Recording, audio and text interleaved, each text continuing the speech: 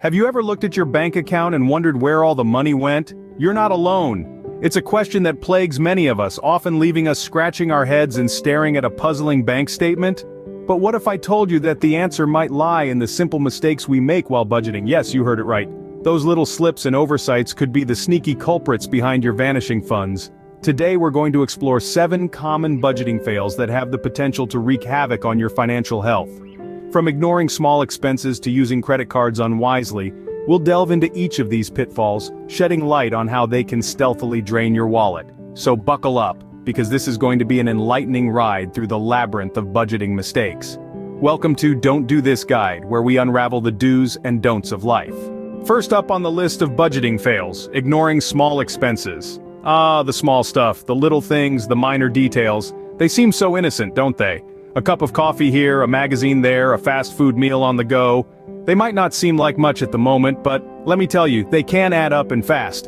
Imagine this, you're buying a gourmet coffee every day on your way to work. It's just $5, right? No big deal. But wait, there are about 20 work days in a month. That's $100 a month. Over a year, that's $1,200. Whoa, that's a lot of cash for coffee, isn't it? And it's not just coffee.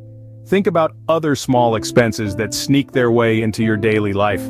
The streaming service you rarely use, the gym membership you've forgotten about, the snacks you buy at the convenience store. These are all small expenses that can add up to a significant amount over time. The problem with small expenses is that they're easy to overlook. They fly under the radar, silently draining your bank account without you even noticing. They're like financial termites, slowly eating away at your hard-earned money. But don't despair, there's a simple solution to this problem. Start by tracking your expenses. Yes, all of them. Even the small ones, especially the small ones. This will give you a clear picture of where your money is going. Then ask yourself, do I really need this? Is it worth it? Can I do without it? You see, budgeting is all about making conscious decisions. It's about understanding where your money is going and making choices that align with your financial goals. So next time you're tempted to dismiss a small expense as just a few dollars, think again. Remember, every small expense counts when it comes to budgeting, so keep track, ask questions, make decisions.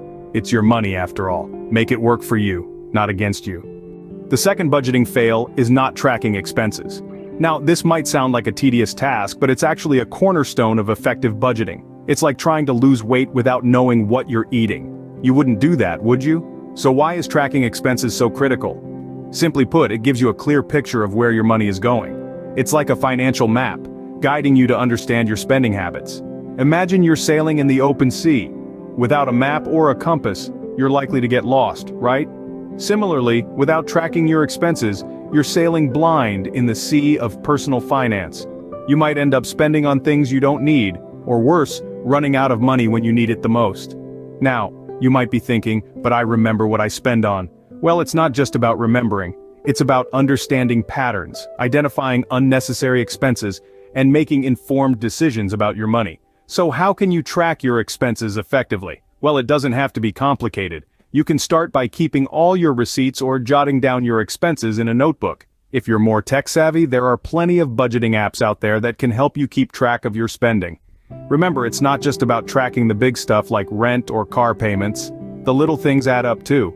That daily coffee, the magazine subscription you forgot about, the occasional takeout, they all have a place in your expense tracker.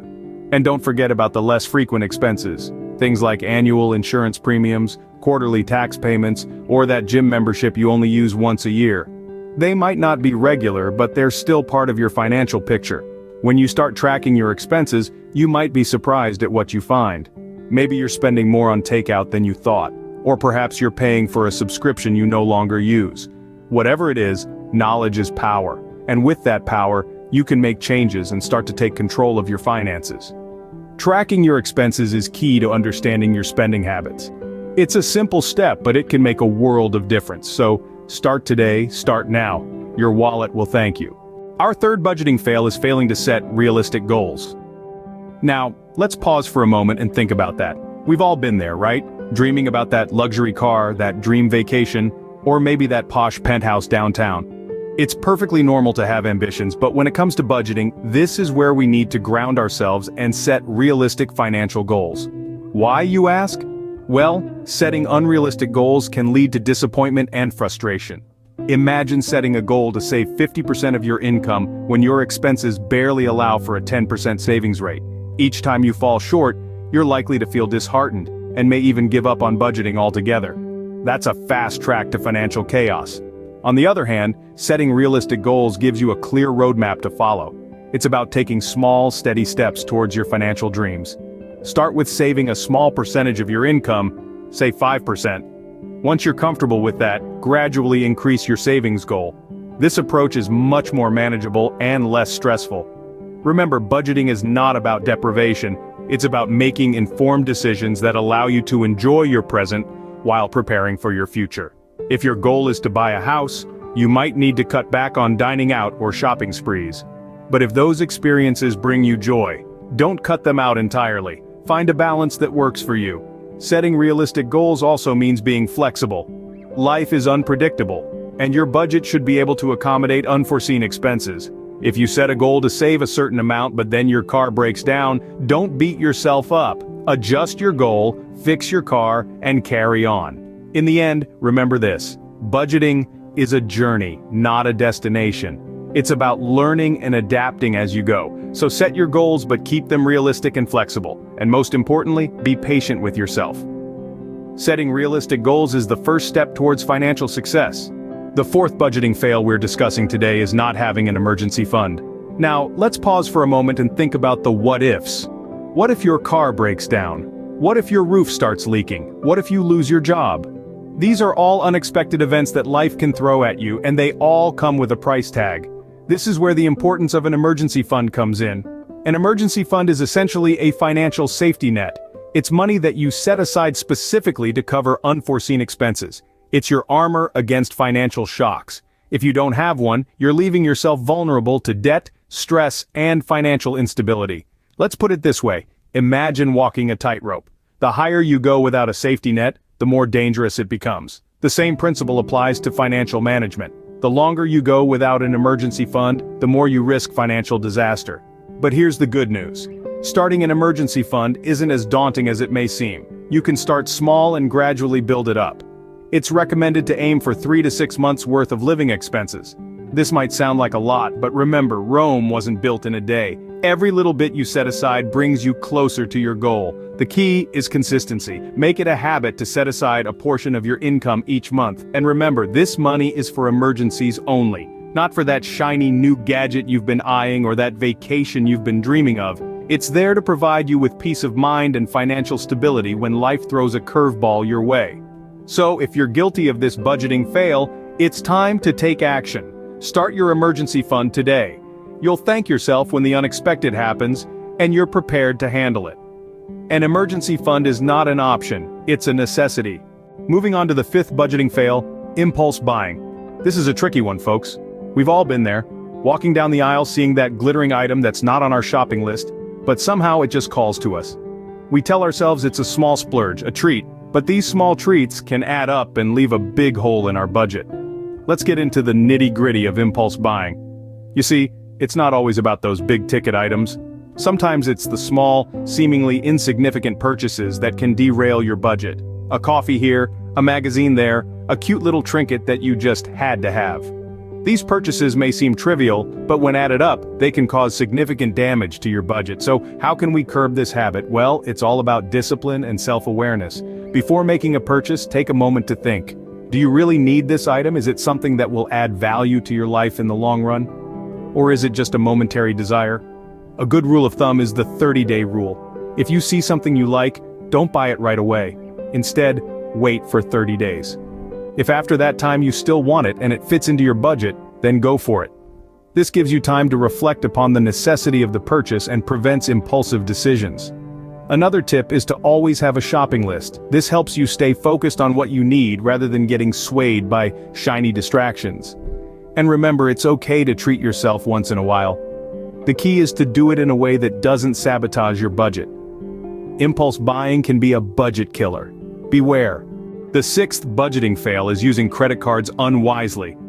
Credit cards. These shiny pieces of plastic can seem like a godsend, especially when you're in a financial pinch. But, like a siren song, they can lead you to the rocky shores of debt if you're not careful. Credit cards are not free money. Let me repeat that. They are not free money. They are loans that you must repay, often with hefty interest. Misusing them can lead to a snowball effect of debt that can be difficult to dig yourself out of. Here's how it works. Let's say you buy a shiny new gadget for $500 on a credit card with a 20% annual interest rate.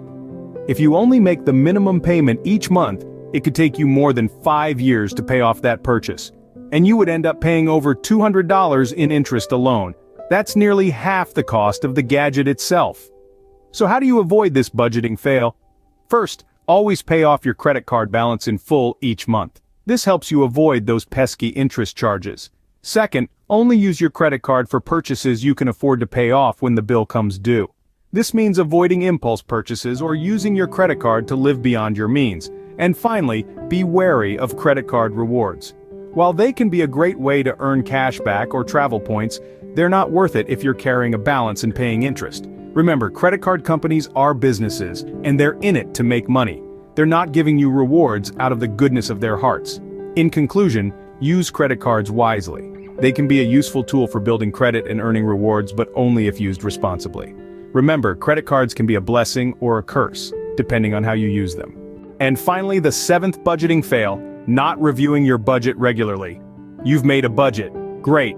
But is that it? No. A budget isn't a set it and forget it type of thing. Imagine you're on a road trip and you've set your GPS, but you never look at it. You're likely to miss your turn, right? The same goes for your budget. A budget is your financial roadmap, and to reach your destination, you need to check it regularly. Life changes, and so do your expenses. Maybe you've landed a new job with a higher salary, or perhaps you've added a new member to your family. These changes should reflect in your budget. Regular reviews help you identify where you're overspending and where you can save more. So, pencil in some time each month to review and adjust your budget. It's not just about making a budget, it's about making it work for you.